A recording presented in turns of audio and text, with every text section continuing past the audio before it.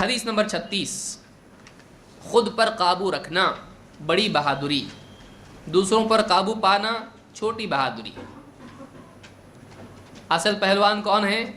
سب کو اٹھا کے پٹکے نہیں، جو اپنے آپ کو کنٹرول کر سکے وہ اصل پہلوان ہے۔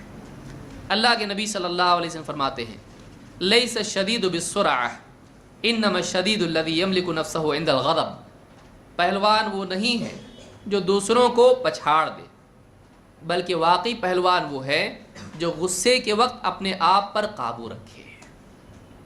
اس سے بات معلوم ہوتی ہے کہ اصل طاقت، اصل بہادری یہ نہیں کہ آدمی دوسروں پر غالب آئے، اصل بہادری، اصل قوت یہ ہے کہ آدمی اپنے نفس پر قابو پائے، اصل بہادری یہ ہے۔